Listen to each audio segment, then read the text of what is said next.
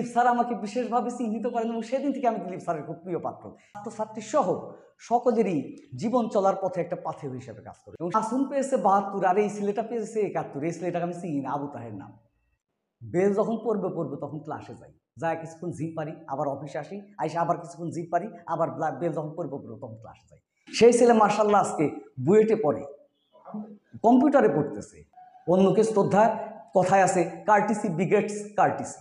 আসসালামু আলাইকুম, আমি মোহাম্মদ আবু তাহের তুহিন, শিক্ষক। বর্তমানে অনুপম কিন্ডারগার্টেনের সঙ্গে সংশ্লিষ্টতা আছে, শিক্ষক হিসাবে আছি ওখানে। সেই সাথে পার্সোনাল কোচিংও আছে, সেখানে বিভিন্ন ক্লাসের ছাত্রছাত্রীরা লেখাপড়া করছে আর কি।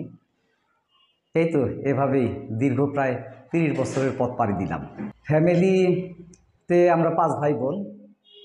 বড় ভাই, আপনারা সবাই হয়তো অনুপমের প্রতিষ্ঠাতা ফজলুল করিম লিটন ওনাকে চেনেন। আমার বড় ভাই মোহাম্মদ শাহিন এবং আমরা 3 জন মিলে কামারখন্দের প্রথম কিন্ডারগার্টেন প্রতিষ্ঠা করি, পত্রবল্লভ বিদ্যানিকেতন।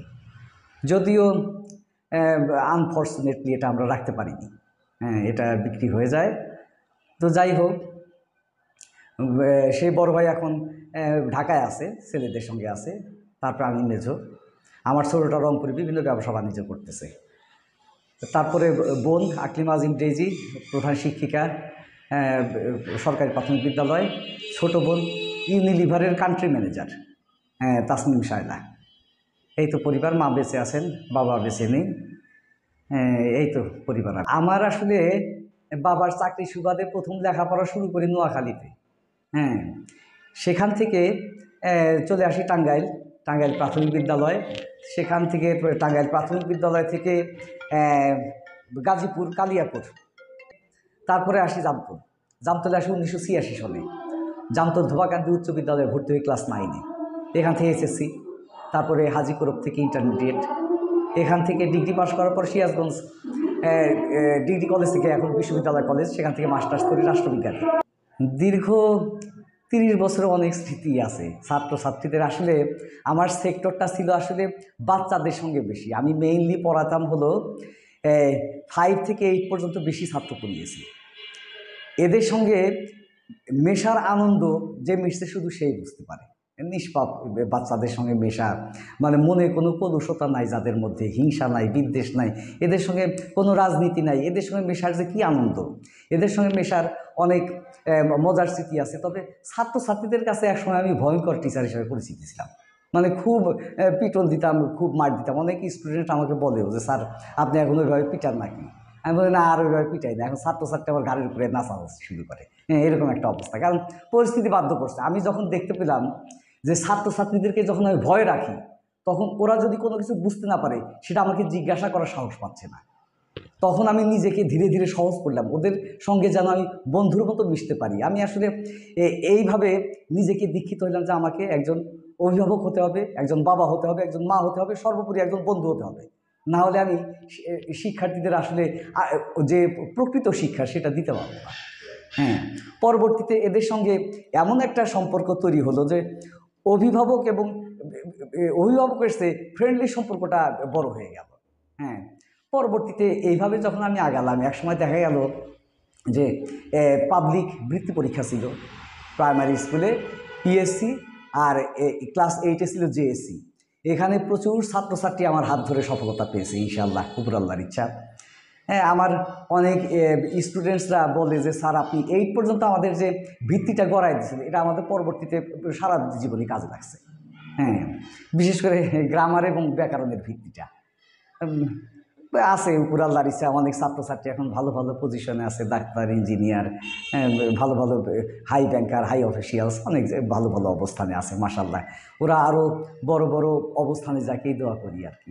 2021 সালে আমার মেয়ে একটা বড় অসুস্থ হয়ে পড়ে, সেই সাথে আমি অসুস্থ হয়ে পড়ি। মেয়ের প্রতি আমার ভালোবাসাটা ছিল খুব তীব্র আর কি। আমার ফ্যামিলি হলো 1 ছেলে 1 মেয়ে। ছেলে মাশাআল্লাহ বুয়েটে কেমিক্যাল ইঞ্জিনিয়ারিং পড়তেছে। মেয়ে হলো সালেহাতে ক্লাস 9-এ। তো ওই মেয়েটার অসুস্থ, মাশাল্লাহ এখন মেয়ে আমার সুস্থ আছে। তো ওই সময় আমি 2022 সালে পুরোপুরি অসুস্থ হয়ে পড়ি এবং বাসায় বসে থাকি। আমি 1 বছর কোনো লেখাপড়ার সঙ্গে সংশ্লিষ্টতা আমার ছিল না। হ্যাঁ, পুরোপুরি বসেছিলাম। তারপরে 23 সালে বাবা আমাকে বললেন, অনুপম কিন্ডারগার্টেনের যিনি পরিচালক, বললেন যে আমার একজন ইংরেজি শিক্ষক দরকার, তোমাকে খুব দরকার। তো আমি এসে জয়েন করলাম। সেই সাথে আমার এখানে যখন আমি এই শিক্ষা পেশার সঙ্গে আবার যখন নিজেকে জড়িয়ে ফেললাম, আমার শারীরিক ইমপ্রুভ তখন থেকে শুরু হলো। আবার আসলে আমি ভুল করছি হলো বসে থেকে। হ্যাঁ, আমার বসে থাকাটা উচিত হয় না। শারীরিক অসুস্থতা নিয়েই আমাকে এই কাজে নিয়োজিত থাকা উচিত ছিল। আমার বাবা একজন ফরেস্ট অফিসার ছিল।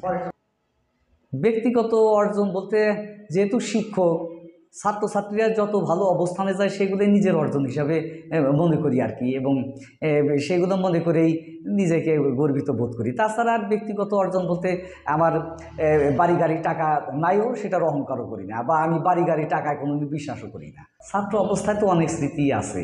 এই মুহূর্তে মনে পড়ে জ্যোৎস্না রাত্রিতে আমরা ফুটবল নিয়ে বাইরে খেলতে বেরোতাম, এটা একটা স্মৃতি। হ্যাঁ, তাছাড়া অজস্র সময় এখনকার বাচ্চাদের যেমন একটা বাইন্ডিং থাকে, এইটা করতে হবে ওইটা করতে হবে, আমাদের আসলে ওই রকম বাইন্ডিং ছিল না। আমরা আসলে যা ইচ্ছা তা করতে পারতাম। আর তা এরকম স্বাধীনতা থাকা সত্ত্বেও আমরা যে খারাপ ছাত্র ছিলাম বা খারাপ রেজাল্ট করেছি তা কিন্তু না। 1988 সালে আমি এসএসসি পাশ করি। তখন কামারখান থেকে আমার মনে আছে, আমাদের জামতল হাই স্কুল থেকে মাত্র 16 জন আমরা ফার্স্ট ডিভিশন পাই। হ্যাঁ, তো ছাত্র হিসাবে খারাপ ছিলাম। যাই হোক, বিভিন্ন পরিকল্পনার অভাবে পিছিয়ে যাই কি আমার মনে হয় যে খারাপ নাই আমি। হ্যাঁ, শিক্ষকতার পেশায় আছি, ভালোই আছি। তবে একটা কথা আমি বলতে চাই ভাই, সেটা হলো এখনকার, আমি আমার স্মৃতি চারণ না করে বরঞ্চ একটা বিষয় আমি তুলে ধরতে চাই। সেটা হলো এখনকার ছাত্রছাত্রী এবং তখনকার ছাত্রছাত্রীদের যথেষ্ট পিটন দিয়েছি এবং তারা শিক্ষকদের প্রতি যথেষ্ট শ্রদ্ধাবোধ তাদের ছিল। এখন যখন ছাত্রছাত্রীদের আমাদের বাধা বেঁধে দেওয়া হয়েছে যে আপনারা এর বেশি শাসন করতে পারবেন না, তখনই ছাত্রছাত্রীরা দেখা গেছে আমাদের শিক্ষার বাইরে, আমরা যা শিখাই তার বাইরে গিয়ে নিজেরা কিছু কিছু কালচারের সঙ্গে মিশে গিয়ে এমন কিছু বেয়াদবি আর এমন কিছু আচরণ শেখে যেগুলো মেনে নেওয়া যায় না। আমি এজন্য শিক্ষককে দোষ দেবো না, পরিবারকে দোষ দেবো, আমি বুঝতে পারি না কাকে দোষ দেওয়া উচিত। সমাজ ব্যবস্থাকে আমি এই সাথে দায়ী করতে চাই। আমি শিক্ষার্থীদের একটা কথা বলতে চাই, আজকের ছাত্র তুমি আগামী দিনের ভবিষ্যৎ, তোমরাই এই দেশটাকে নিজের হাতে তুলে নিবে। সেই জন্য নিজেকে যোগ্য করে তোলো, আর নিজেকে যোগ্য করে তোলার জন্য সর্বোপরি নিজেকে স্বশিক্ষায় শিক্ষিত করো, পশ্চিমা কালচার ত্যাগ করো।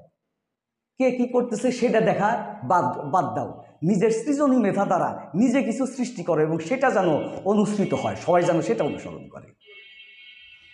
বাইরে বেয়াদবির মধ্যে, বাইরে মাস্তানির মধ্যে কোনো কৃতিত্ব নাই, বরঞ্চ তুমি অন্যকে শ্রদ্ধা করো, সম্মান করো, তার মধ্যে কৃতিত্ব আছে। অন্যকে শ্রদ্ধা, কথায় আছে কার্টিসি বিগেটস কার্টিসি। তুমি অন্যকে শ্রদ্ধা করলে নিজেও তুমি শ্রদ্ধা পাবা। অনেক দুঃখের সময় বলতে হয়, আমরা যারা শিক্ষক অনেক সময় রাস্তা দিয়ে হেঁটে যাই, অনেক ছাত্রছাত্রী এমন আচরণ করে যে নিজেকে মাথা নিচু করে চলতে হয়। হ্যাঁ, এরকম সামাজিক অবক্ষয় আসলে সৃষ্টি হয়েছে। এ থেকে উত্তরণের উপায় কি? আসলে আমি এই অবস্থায় থেকে কি বলবো, হয় উপায় বলেও লাভ নেই, হয়তো সেগুলো কেউ শুনবেও না। আমি জানি, কিন্তু এখানে এই মাধ্যমটা আমার খুব ভালো লাগছে। এই মাধ্যমটা কিন্তু অনেকেই দেখে, বেশ শক্তিশালী মাধ্যম আমি বলবো জামতলের প্রেক্ষিতে। আমি দোয়া করি আমার ছোটো ভাই আমিরুল ইসলামের জন্য এই মাধ্যমটা আরও প্রচারিত হোক, সবার মধ্যে ছড়িয়ে পড়ুক। আমি এই মাধ্যমটার জন্য গর্বিত বোধ করি, মাশাআল্লাহ। এখানে আসলে লজ্জার সহিত বলতে হয়, কিছু কিছু শিক্ষকের জন্য আমরা সব শিক্ষকই কলঙ্কিত হই। আমরা প্রাইভেটটাকে এমনভাবে রক্তের মধ্যে মিশিয়ে নিয়েছি যে আমার কাছে প্রাইভেট পড়ে আমি তাকেই ছাত্র ভাবি, অন্যদেরকে আমি বিভিন্নভাবে বঞ্চিত করি। আমার জনৈক ছাত্র জামতল হাই স্কুলে যখন ইংরেজিতে 65 নাম্বার পেল, তার বাবা এসে আমাকে কমপ্লেন করলো যে আমার ছেলের ইংরেজিতে লেখস কোথায়। আমি বললাম আপনার ছেলের তো কোনো লেখ ভাই, সে তো সব কিছুই ভালো পারে, আমার কাছে তো সে 100-এ কমপক্ষে 95। তো সেখানে আমরা তাকে কি করেছি, আটকে রেখেছি। তাকে কি আদৌ আটকে রাখতে পেরেছি? সেই ছেলে মার্শাল্লাহ আজকে বুয়েটে পড়ে, কম্পিউটারে পড়তেছে। নাম উল্লেখ করলাম না, তাহলে অনেকেই আমাকে খারাপ মাইন্ড দিয়ে দেবে, কারণ এর সঙ্গে যাদের সংশ্লিষ্টতা আছে তাদের সঙ্গে অলরেডি আমার ভালো সম্পর্ক। যাই হোক, আমরা এভাবে নিজেও সংশোধন হই, অন্যকেও সংশোধন করার চেষ্টা করি আর কি। এইভাবে এরকম যেন আমরা না করি। এই আমরা যারা কিন্ডার গার্ডেন, আসলে আমি এখানে কিন্ডার গার্ডেনকে খুব যে ফলো অন করতেছি, খুব যে ফ্ল্যাশ লাইটে নিয়ে আসতেছি তা কিন্তু না।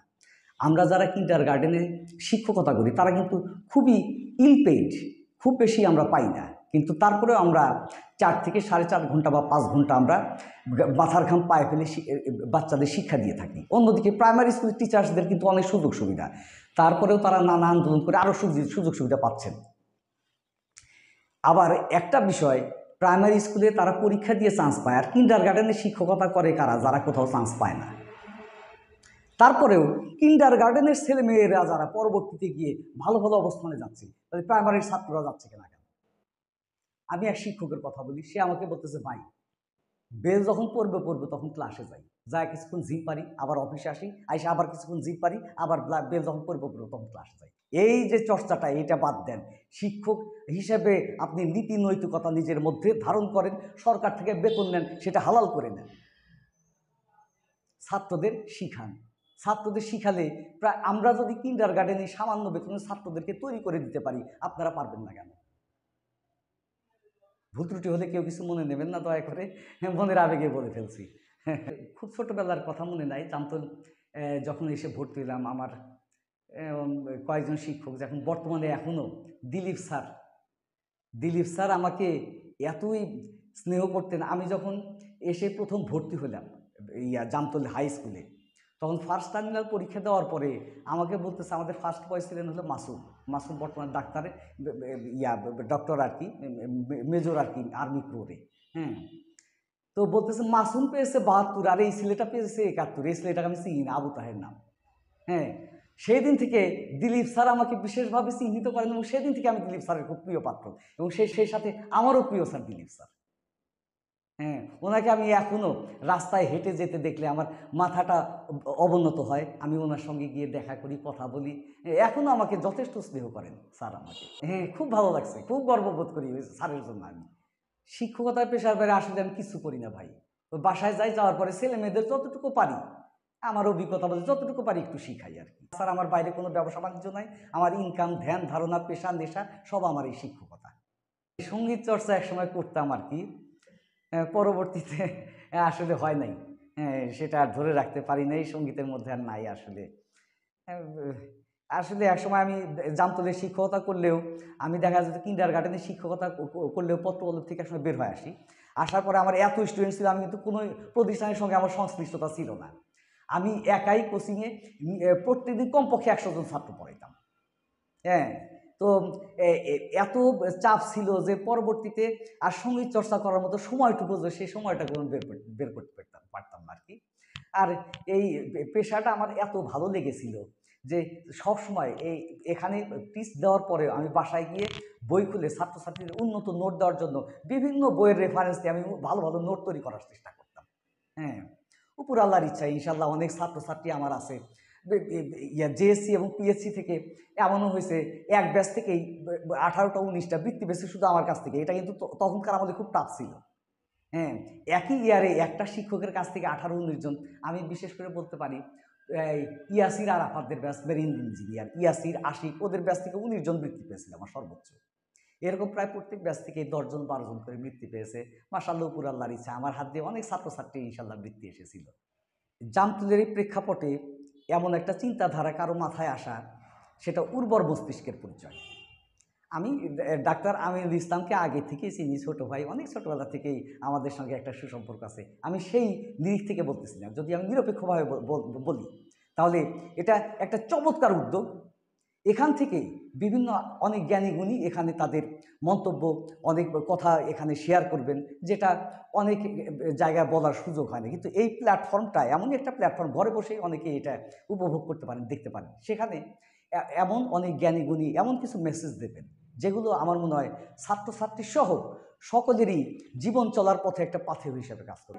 এই প্ল্যাটফর্মটা আমি খুবই গুরুত্বপূর্ণ একটা প্ল্যাটফর্ম হিসাবে আমি এটা বিবেচনা করতেছি। দর্শকদের উদ্দেশ্যে বলবো, আপনারা এই প্ল্যাটফর্মের সঙ্গে লেগে থাকবেন এবং এখান থেকে বিভিন্ন জ্ঞানী গুণীরা যা বলে সেটা শুনবেন, সেখান থেকে যদি আপনি সমাজ পরিবর্তনে, আপনার পরিবার পরিবর্তনে কোনো ভূমিকা রাখতে পারেন এখান থেকে, তাহলে আমি আপনাদেরকে আহ্বান জানাবো আপনারা সেখানে সক্রিয়ভাবে অংশগ্রহণ করবেন।